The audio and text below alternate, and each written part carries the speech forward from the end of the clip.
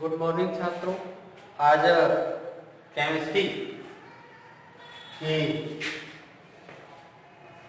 Chemistry का अध्ययन करने में हम केमिस्ट्री का अध्ययन करेंगे, जिसमें जो है चैप्टर का नाम है जैव अणु। इस चैप्टर से जो है बोर्ड परीक्षा में 6 से लेकर के 7-8 नंबर के क्वेश्चन प्रतिवर्ष आते हैं। इस चैप्टर को आप तैयार कर लेते हैं तो आपको आसानी से मिल सकते हैं। इसमें जो है हम जो है कई जो है अणुओं के बारे में पढ़ेंगे।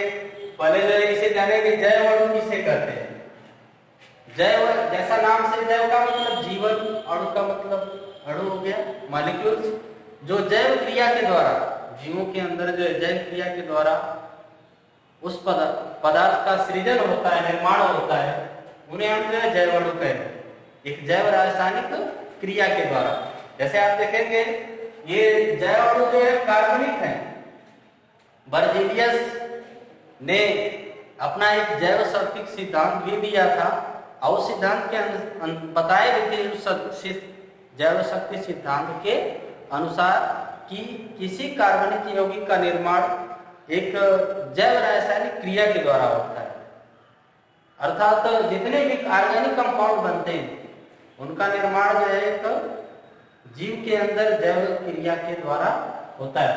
जैसे कार्बोहाइड्रेट, प्रोटीन, विटामिन, वसा, ये सब जो है जैव अणु है, जिनका निर्माण जो है बॉडी के अंदर एक जैव क्रिया के द्वारा होता है, कोशिका के अंदर। जैसे सबसे पहले जो है इसमें जैव अणु में हम जो है कार्बोहाइड्रेट को पढ़ेंगे। कार्बोहाइड्रेट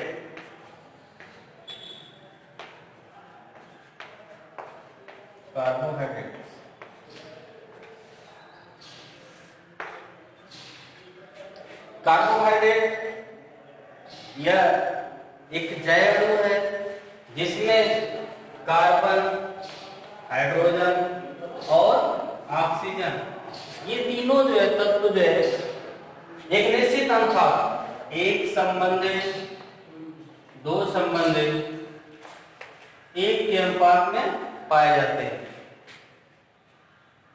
इसी अनुपात में होंगे और निश्चित संगठन के द्वारा जो है कार्बोहाइड्रेट का निर्माण करते हैं।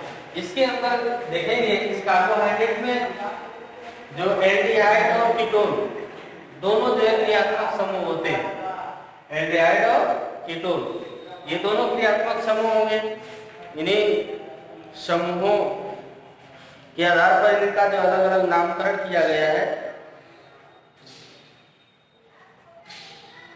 जैसे हम देखेंगे कि इसकी परिभाषा इस तरह से दिया है। कार्बोहाइड्रेट पॉलीहाइड्रॉक्सी एल्डिहाइड, पॉलीहाइड्रॉक्सी एल्डिहाइड मतलब इसमें हाइड्रॉक्सिल ग्रुप है, पॉलीहाइड्रॉक्सी एल्डिहाइड, एल्डिहाइड मतलब CHO ग्रुप, एल्डिहाइड, पॉलीहाइड्रॉक्सी एल्डिहाइड या पॉलीहाइड्रॉक्सी कीटोन के बृहद अणु हैं जो जैव अपघटन में पॉलीहाइड्रॉक्सी एल्डिहाइड और पॉलीहाइड्रॉक्सी कीटोन उत्पन्न करते हैं। कीटोन का मतलब C डबल बॉन्ड O, ये कीटोन हो गया। जैसे ये तीनों जो ग्रुप जो है इसमें पाए जाते हैं कीटोन। फिर इसके बाद जो है इसमें आगे वाले टॉपिक है कार्बोहाइड्रेट का वर्गीकरण। तो कार्बोहाइड्रेट को जो है हम जो मुख्य रूप से जो है 3 श्रेणियों में डिवाइड करते हैं। कार्बोहाइड्रेट का वर्गीकरण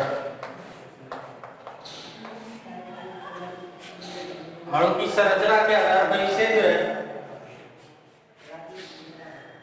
3 श्रेणियों में बांटा गया है। मोनोसैकेराइड्स,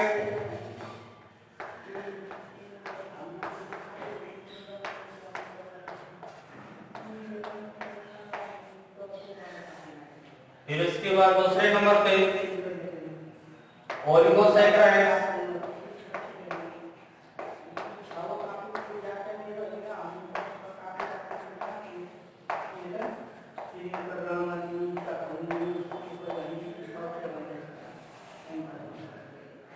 और तीसरे नंबर पे जो है पॉलीसैकेराइड्स।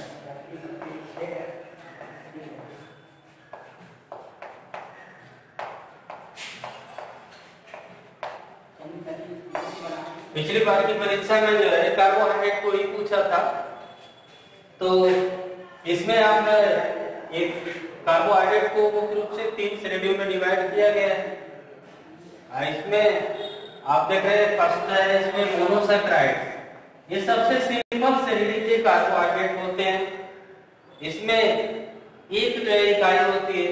फिर इसके बाद दूसरे नंबर पे जो देखा जाए तो ओलिगोसैकेराइड्स, इसमें 2 से लेकर के 10 मोनोसैकेराइड की इकाइयां जो है जुड़ी होती है। 2 से लेकर के 10 मोनोसैकेराइड की इकाइयां होती है। अर्थात एक ओलिगोसैकेराइड का हाइड्रोलाइसिस किया जाए, जलावघटन किया जाए, तो एक ओलिगोसैकेराइड के अणु से 2 से लेकर के 10 मोनोसैकेराइड के अणु हमें प्राप्त होंगे।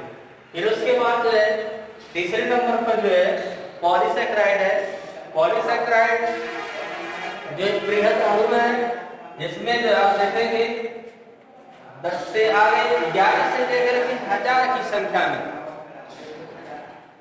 मोनोसैकेराइड के अणु प्राप्त होते हैं। ये जो है पॉलीसैकेराइड जो है यदि डिवाइड किया जाए तो ये 2 श्रेणियों में डिवाइड होते हैं, होमोपॉलीसैकेराइड और हेटेरोपॉलीसैकेराइड। होमो पॉलीसैकेराइड्स और दूसरे नंबर पे जो है हेटेरोपॉलीसैकेराइड।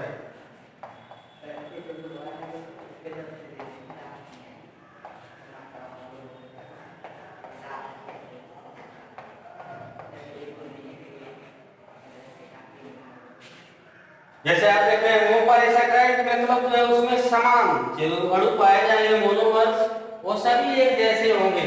जैसे होमोपॉलीसैकेराइड का एग्जांपल है सेलुलोज।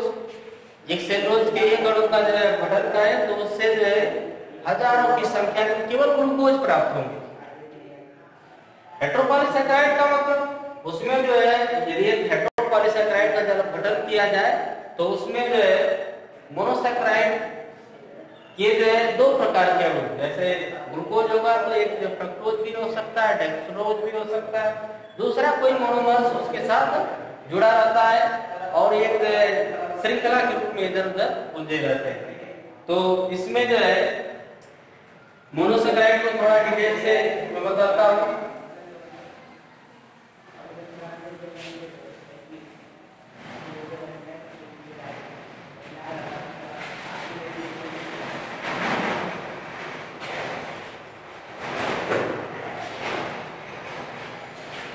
इसमें आप देखिए कार्बन की संख्या के आधार पर मोनोसैकेराइड को जो है मुख्यतः कई श्रेणियों में डिवाइड किया गया है। जैसे ट्रायोज इसमें हो गया, ट्रायोज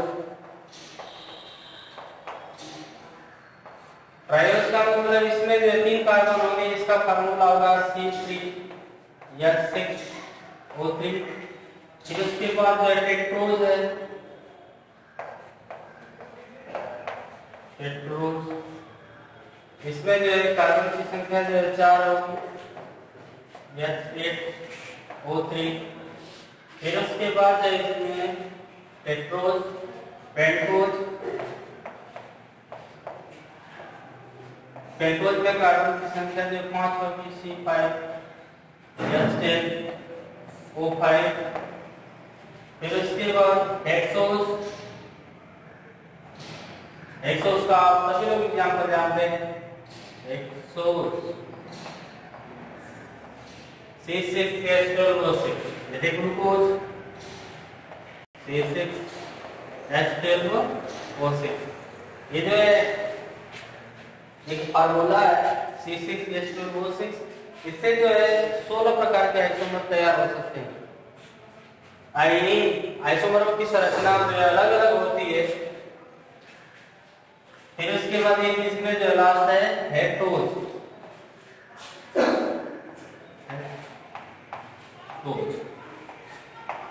इसका फार्मूला है C7H14O7। इस तरह से आप देख रहे हैं ये कार्बोहाइड्रेट को जो है 5 श्रेणियों में डिवाइड किया गया है। इसमें ट्रायोज, इसमें 3 कार्बन है, 6 हाइड्रोजन और 3 ऑक्सीजन। टेट्रोज में 4 कार्बन, 8 हाइड्रोजन, यहाँ पर 4 ऑक्सीजन होगा। फिर उसके बाद आप पेंटोज देख रहे हैं, 5 कार्बन, 10 हाइड्रोजन, 5 ऑक्सीजन। हेक्सोज में C6H12O6 माने 6 कार्बन। हेप्टोज में जो है 7 कार्बन, 14 हाइड्रोजन, 7 ऑक्सीजन। इस तरह से जो है आप देखें कि ये जो है मोनोसेक्राइड है। मोनोसेक्राइड की यदि गुणों की तुलना में गुणों को देखा जाए तो ये जो स्वाद में मीठे होते, जल में विलेय होते और इनका शरीर में पाचन नहीं होता, सीधे ही रक्त में मिलते हैं। इसलिए जो है किसी व्यक्ति को वीकनेस हो जाती है तो यदि शर्करा दी जाए तो उसके बॉडी में तुरंत ऊर्जा मिलती है मोनोसेक्राइड। इनका डाइजेशन नहीं होता है, रक्त मिलने के बाद तुरंत ऊर्जा देती है। फिर उसके बाद जो नेक्स्ट वीडियो में इसके आगे मैं आपको बताऊंगा। वीडियो को लाइक शेयर सब्सक्राइब करते रहें। धन्यवाद।